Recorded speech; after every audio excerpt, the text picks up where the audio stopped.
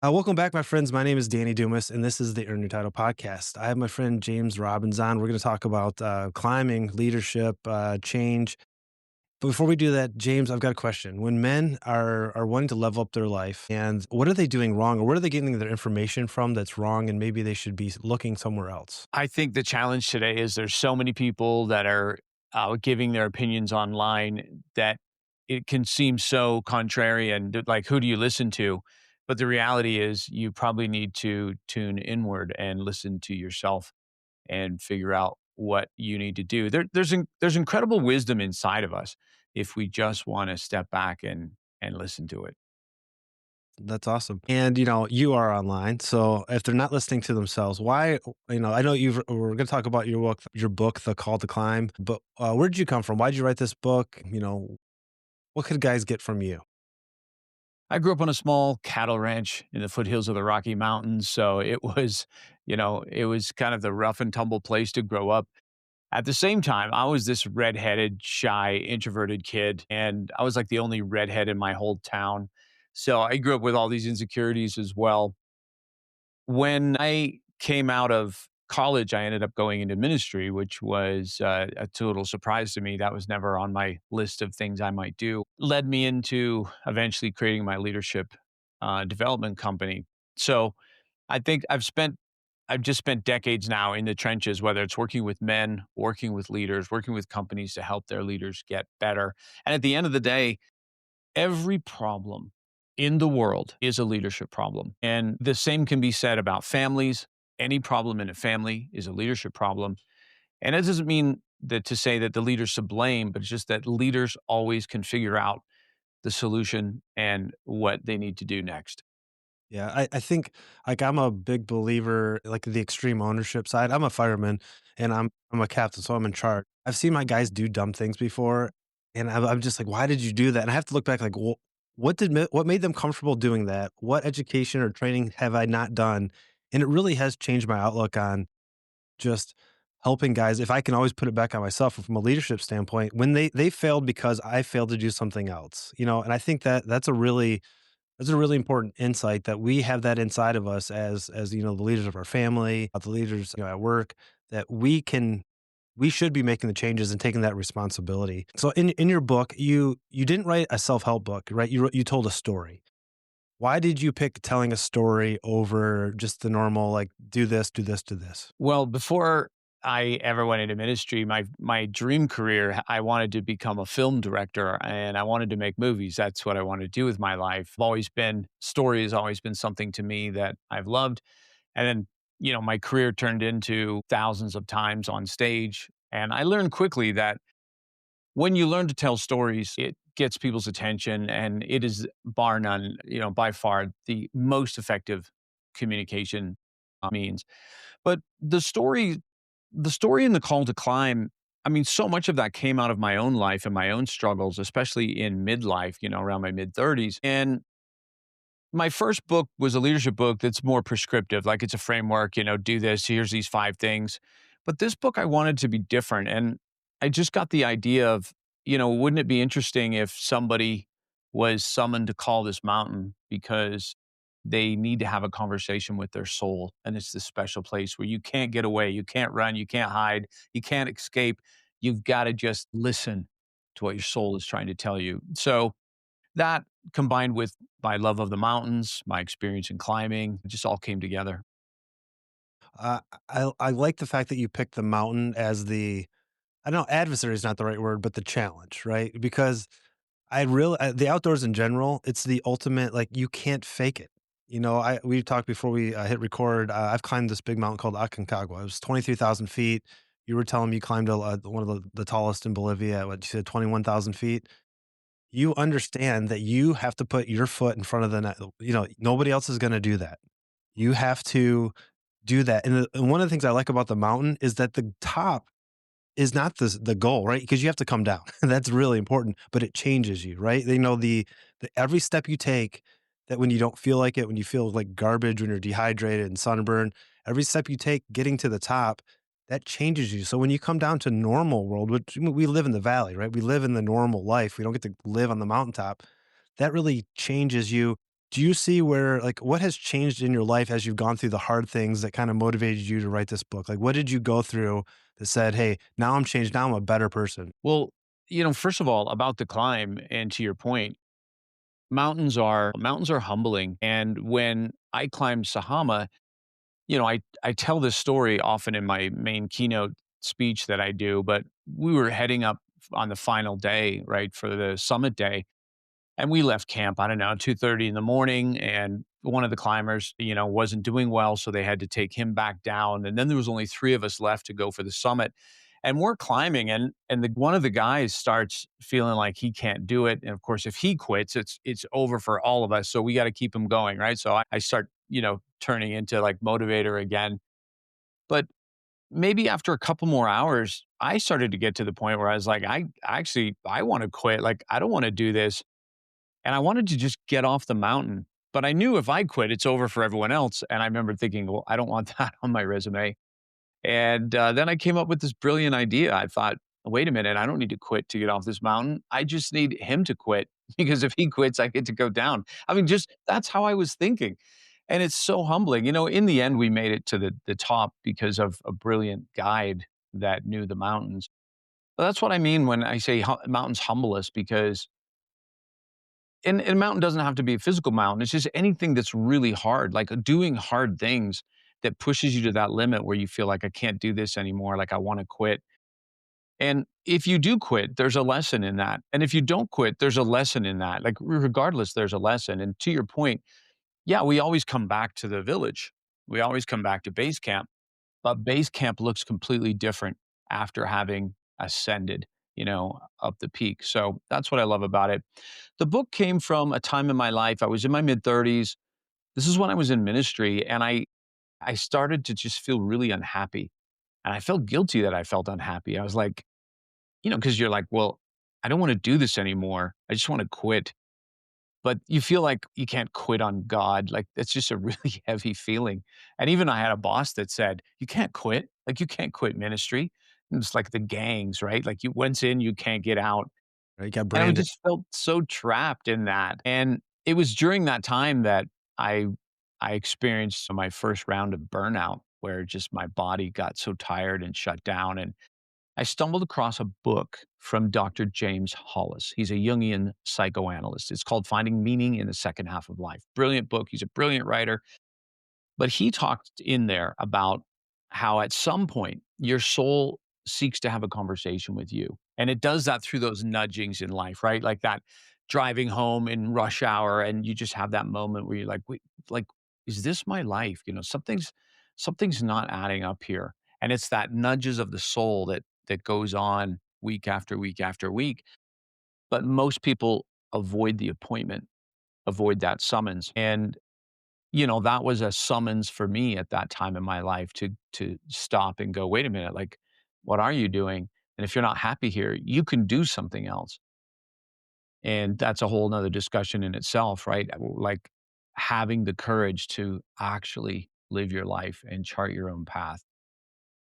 So, that's how the book got that's where the idea for the book came, was partly through Hollis's work, partly my own burnout, and then thinking, wouldn't this be great if there was a story about someone who actually was truly called to climb?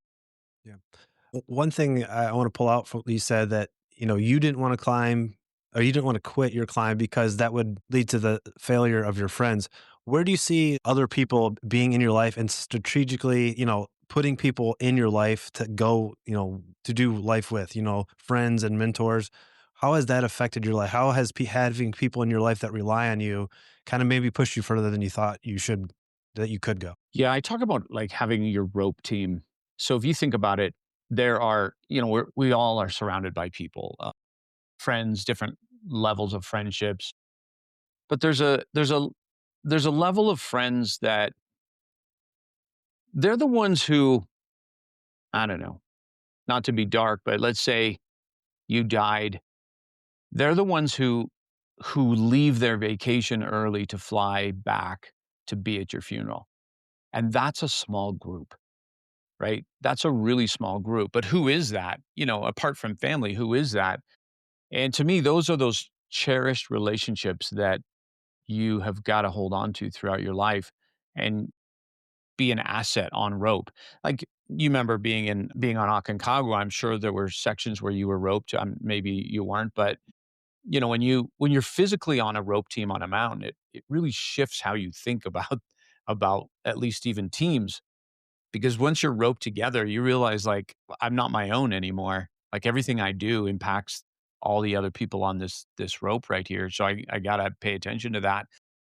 And the same thing with those closest people around us that are gonna be there through thick and thin. I lean on my friends in tough times, but then I also have to ask the question, am I consistently checking in with them? Am I an asset to them?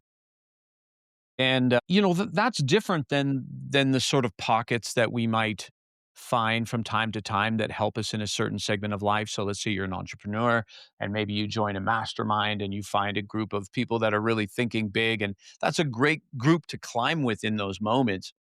But that group may only climb with you for so long until you leave that mastermind and then you move to another city and there's a new group. That's life. But there's a core set of people that you will find remain kind of in your, what I say, your rope team throughout your life. And those are treasures, those relationships. For sure. It's when I climbed Mount Rainier, and it was the first mountain. There was 2 other guys I climbed with. We met in a class in Washington, then we went to Ecuador, then we went to Argentina, and we had guides in all those places. Well, we wanted to do it by ourselves, so we went to Mount Rainier, and my buddy Brad, he actually didn't summit Aconcagua, he quit. But we had an extra guide, so me and my other buddy Steve were able to go, and we were on Mount Rainier, and I remember a moment he was on the lead, and we were in a very dangerous spot, and I'm like, "Brad, we gotta go. We gotta move through this spot." He's like, "I can't." He just froze on this mountain. He literally wouldn't move. I'm like, "Brad, there's a spot, the route is to the left, then you're gonna go up to the right past that boulder. We have to move, we have to go." And he stopped. He just literally froze up, and I remember running past him to show him, which way we go. And we're carrying our pack to base camp. So I probably had 70 pounds on. I got to the top and I was in the best shape of my life. And I thought I was going to die. I was like breathing so hard. And I remember at that moment going, I will never climb with Brad again. I couldn't take that risk because I was tied to him, right? Like you said, like I think sometimes in our life, we have people that we've acquired. And sometimes we got to unclip the rope too. I just can't, this person is no longer helping me. I can't influence them. They're influencing me and they're literally going to pull me into a crevasse. Uh, I think that's important that we are always looking like, where are the people that I'm around? Where are they taking me? And the mountains are a really good place to help figure that out. Something you Yeah. talk about a lot in the book is this a long held belief. Something that's like the hidden programming. Could you discuss what that is and how that could be holding people back? Yeah. I was, I started journaling, I don't know, decade ago, more than that. I was journaling and I used this app. And then maybe 7 years into journaling, they released a new, update where when you logged on, it would say, "Hey, you have 5 other entries on this day from previous years. You wanna read them?" And I was like, "Oh, yeah, that would be cool." So I would go in, it's like October 31st, and what did I write, last year, the year before? So I'd start reading them, but it was really spooky because it was like, wait a minute, that seems so similar to what I just wrote today. Like, same thoughts, same moods, same struggles, same fears, same anxieties. And some of them were so close, I would copy and paste them and I would send them to friends. I'm like, "Hey, check this out. Like, isn't this weird? Like, I wrote this on this day, but in previous years." And they would go, "Yeah, that is weird." And the more I began to check back, the more I started to see, wait a minute, my life is actually just repeating. For as much as I'm trying to grow and I have goals, and every January 1st, like, here's my goal list, and then I'm falling short. And I just saw, wow, I'm in like this massive orbit. It's like like the earth going around the sun. It's just it takes so long to get around, you don't notice that you've been there before. And then it hit me, if my past keeps repeating, then I can predict my future. And it's just more of this. And that led me into what's driving this, because it's not me, because I don't want this. And that's when I started to understand more about the power of the programming that is in us, mostly from our little life, right? Mostly from when we were kids, but some along the way. But that programming absolutely shapes how we see ourselves and shapes how we see the world, and that's just like putting on a pair of glasses. And those glasses will limit you or they will expand you. The key thing is starting to get aware of what they are so that you can begin to live more intentionally. Because if you don't know what they are, like what is unconscious rules us? Like what is unconscious rules you? In other words, it's there's something else running your life. As Dr. Hollis puts it, a shadow government or a deep state that's actually running who you are. And until you get intentional about, wait a minute, why am I always going right or going left or whichever? Um, and is that where I want to go? And then catching those and starting to be intentional about, wait a minute, I'm going to make different decisions, which often means anxiety and fear and pushing against the boundaries of your comfort zone. That's cool. Would you be interested, as being a pastor is helping me, I'm gonna give you something that I think I've realized is a limiting belief in my life, and maybe you could walk me through the steps of changing that or however that would work. Does that sound cool? Yeah, let's do it. All right.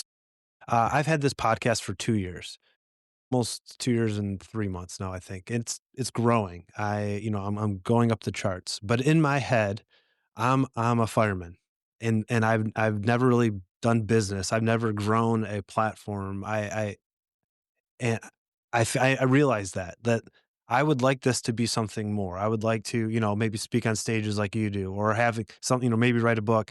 But I do realize that as I look back, yeah, I'm a fireman and this is fun. I enjoy doing this. It's awesome to get to talk to cool people, but I would like to do more, but I realize that I haven't. I've just keep doing the same things. How do I break out of that mindset and then take it to the next level? So just to be clear, you're wanting to take your show, your career, that part of your creativity that's coming out here, and you want to take that to the next level, meaning speaking on stages, having your show be bigger. Yeah, just I think influencing more people, helping more people. I think what I have to say is important, and I would like to say it to more people. Whether that looks like like a speaking on a stage or writing a book or just increasing the platform on YouTube, whatever that. I guess that's the weird. I don't know what would be next. I don't know like the actions to take to get there because I know how to put fires out. So I'm always going back to like, well, I'm good at that. I don't know if I'm good at this yet. So yeah, that's what I want to do more in this realm of helping men become better husbands, fathers, and leaders. Gotcha. I can relate with that because when I first started speaking in the corporate world, there was a big insecurity there. Like, but who's going to listen to me? I'm just a pastor. I'm just a minister. And so what happens is you end up creating part of your identity out of your career, right? Hey, I'm just a fireman. And so that means something. Well, it means a lot of positive things in the community. It means a lot of, you can save lives and put out fires, but then what value does that have in the world of podcasts or speaking? And so that's what trips us up is because if we marry too much of our identity to a vocation, because you're so much more than the name fireman. So Right. when you think about it in this way, Danny, is that a lot of people they want to find their purpose in life. And out of that, they're looking at what's the job I'm supposed to do, right? What's my purpose in life? But your purpose in life isn't a job per se. It's really to bring the authentic, most honest version of you to this world, like to let your soul express itself through all of who you've been, who you become. And you're doing that already, right? As you have this podcast. You've already, I mean, how many are you a fire chief? Is that what you said? Yeah. So how Right. many people in your shoes have started a podcast? I'm sure a couple, but Yeah. probably not a lot. But the reason you've done that is it's not because you're a fireman, it's because you're Danny and your soul has this desire to express itself. And this is just in one of the ways it does it. So if you look at it like this, if you track down on like let's say the limiting belief might be, well, what does a fireman know about launching a podcast? What does a fireman know about speaking on stage? But here's the thing, it's like that belief how does that belief limit you? when you think about that. Like if I'm somehow handicapped because I'm a fireman, how does that belief make you feel? Yeah, I think it's interesting because I really like what I do, and it's almost like I just don't know what else. I don't know the next steps because I'm very good at what I do now, and I know the order of things. It's like, well, what does it mean to what does it? I couldn't even tell you exactly what the next level would actually look like. Does it mean I get 1,000 downloads on this podcast? I don't know what that is, and I think that's maybe the hard part is, like, I don't know. I don't know what I don't know, and that's the and maybe and I feel like if I didn't have that limiting belief, I'm like, "Oh, yeah, obviously the next step is this, this, and this," but that's not really how life works, right? You just open a door and you keep walking through these open doors as life goes, so I guess I don't know. That's the hard part. Well, there's a difference between a knowledge gap and then a belief, right? Like you've accomplished harder things than figuring out the next step on this new road that you're on with podcasting. Like the fact that you've learned to fight fires, the fact that you've learned all of these things, and now when you go into a situation that's potentially dangerous, like you're able to see all these things, whereas I would be going in there like I have no idea the next step, but you've just learned those things. So it's one thing for a knowledge gap. It's another thing if you feel like, well, I can't do that because, I'm just this. Well, then that is just a limiting belief about identity. But the reality is, you just look back to the evidence in your own life as a person, you have figured things out and you'll figure this out as well. There's going to be a lot of people even that can try to tell you, "Oh, you got to take this path, Danny," and someone else is, no, you got to take this path. It's great to learn all those things, but at the end of the day, when you sit with it, you're going to know what's the next step for you. Yeah, And it's just like a mountain, right? You're going to take the step. And sometimes you take the wrong step, but that's okay. Then, hey, we recover. So much of being an entrepreneur or just life in general comes back down to a core belief just in me. Hey, I believe in me. That's sometimes a mantra I use for myself when I feel stuck or I feel overwhelmed or I feel like, what should I be doing in business? Do I need to pivot? The economy is really slow right now. But I believe in me. People aren't buying, corporates holding cash. Okay, that might be true, but I believe in me. I just believe in me to figure it out. And then I do. And you're no different in that, right? right. Yeah, I think a lot of guys in general, they have a track, and a lot of it probably came from their dads or the men in their life, and that was either really good or really bad, right? Like, man, all I know is my dad was an alcoholic and he beat my mom up, and I don't want to go that way, but I'm afraid I will because that's all I know. And I do think that you have to have a little bit of the self confidence to go, well, I'm not my dad, for good or for bad, right? I have the ability to step out, and I think that is really powerful. That you have the ability to change. You're not predestined to be anything other than decisions you make. I think that's pretty powerful. You know those have you ever seen those mosaics? It's like it looks like a photo of someone's face, but then you zoom in and it's made up of like 1,000 Yeah, small photos yeah, of them, but it's just the way they've arranged it. So our identity is a little bit like that. Like if you stand far back, you see us, but then you zoom in and it's 1,000 of these different picture tiles, all which represent these stories that make up our life. It's actually stories that we have tagged with meaning. So, for example, we might say, hey, my dad was an alcoholic. We might say, I was born on a cattle ranch. I was an introvert. I was a redhead. All these things are fine. They're just data points, right? But it's the meaning that then we attach to that. So someone might say, well, I'm an introvert. That's why I suck at sales versus, well, I'm an introvert. That's why I'm actually so good at one-on-one conversations. It's the meaning that we're going to give to that picture tile. It's almost like, and it can be an empowering meaning or a disempowering meaning. So imagine a disempowering story. It's almost like that picture tile is black and white, but yeah, we have the ability to flip it to the color side. Like I'm a I grew up on a cattle ranch, which is why I feel like I'm not sophisticated. Or I grew up on a cattle ranch, which is that's why I understand hard work. Right? One's more empowering than the other. What happens is we just subconsciously we have all these stories that take place. But as we examine them, and to your point, as we examine them, that's when we realize, wait a minute, I'm the one that flips the tile. Right. I'm the one that gets to say what this means. Hey, I'm an immigrant, which is why I don't have the same opportunities as everyone else. Hey, I'm an immigrant, which is why I have an advantage because I work my tail off. Whatever you believe about yourself is going to be true. And so you might as well choose empowering beliefs. No, I think yeah, that's awesome. And that's kind of what the book is about, right?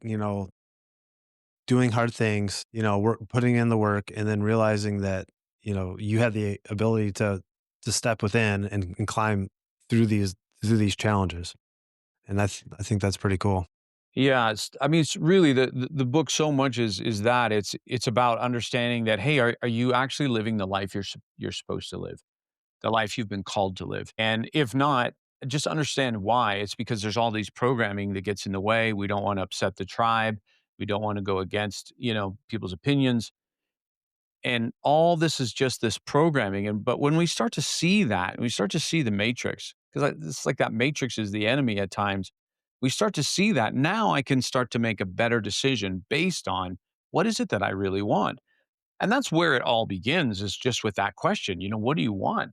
Like, what do you want in life? And a lot of people can't answer that question. They struggle with that question, either because they don't know themselves well enough, Right. or they know what they want, but they feel like either they don't deserve to have it, that it would be selfish, or that it would be way out of reach. And so why try? And so we just stop dreaming and plug ourselves back into the matrix. How do you think someone kind of gets out of their head and learns to know themselves? What does how do because it is easy to go to work, come home, go to work, you're like you said, that year is just repeating and you don't realize it till you look back and go, man, I am in the same exact spot. I'm writing the same journal entry 5 times for every October 30th. Like how do you step out? You need to create separation points. And when I say that is like you need to be able to pull out from life on a regular basis. That can be as simple as meditation, is setting aside time aside for meditation, reflection, journaling. For me, it's getting out in nature. But when you have that as part of your schedule, so let's say you have a 15-minute block in the morning that either going to meditate or you're going to reflect. Well, if I've got that blocked, now I can take time and I can go back to yesterday going, why was I so triggered when I went to hang out with the guys and this one guy said this and then I got defensive? Why did I do that? Right? Because that's not me, that's not who I wanna be, but there's something there, and that gives me a chance then to go, "What was it really that was going on there?" And as I begin to uncover some of these programs that are driving it, I can go, "Okay, but that's not how I want to live, so let me make a better decision." That's how we get to know ourselves. So knowing ourselves is just it's knowing the good and the bad, right? Like, knowing your shadow, knowing your blind spots, knowing and not judging that. Okay, this is who I am. It's not an excuse, doesn't mean I have to stay here. But the more we understand ourselves, and this especially is true for people who are leaders, anybody who's a father, right? Like, it's knowing yourself that helps you evolve as a leader so that you can have more impact. Yeah. I think that getting away is really important. I do 3 things. In the springtime, I go turkey hunting. In the fall, I go deer hunting, and then on a weekly basis, I try to go for a ruck. That's my, like, workout of choice. Put a heavy backpack on and walk, and a lot of times I'll listen to music or podcast, but sometimes I'm like, "You know what? Today, the ear pods go in my pocket," and just the steady movement, I think, really does like, I come back and I'm like, I know what I'm gonna do. Like I have reset, and I think that's pretty cool. But James, this has been a great conversation. Is there a question I didn't ask you about the book, about what you're doing, about something you'd like to share with the guys? I don't think there's a question that I'm waiting for you to ask that you didn't ask. Uh, when I spent a lot of years working in ministry, one of the things you have to do besides weddings is funerals. And that's, not a fun part of the job. But I had an interesting insight from seeing so many funerals, doing so many funerals. And it's that everybody gathers together and funerals sort of have a kind of a template that they follow. But part of that template is someone gets up front and they're going to read your eulogy. And your eulogy is basically a list of kind of all the things you did in life. and it takes like 2 minutes. And the rest of the time is spent with people getting up and talking about who you were to them and what you meant and how much you inspired them and how much they're gonna miss you. And I thought, "Isn't that interesting?" We strive so hard for that 2 minutes to build that, and maybe we build it to a 2.5-minute read, Right. but at the end of the day, if that's our final curtain call kinda shows us what's really important, it really is the impact of those closest around us. And that's just a lesson I have to remember in myself all the time because I can get so, especially as men, you get so focused on what are we building? What's our profit? What's the next project? What's this? And then I got a daughter that's like, Dad, I just want more time. And I need that reminder every once in a while. That's pretty awesome. We're gonna link, to all your Instagram, YouTube, book, everything. Is there anything specific, you'd like us to, share with the The best way would be to go to the website, iwillclimb.com. Iwillclimb.com. If you go there, you can find all our socials and everything. Yeah, let me know that you saw me here on Danny's show. Awesome. Well, the book is The Call to Climb. My name is Danny Dumas, and this is the Earn Your Title podcast, and I'll talk to you later.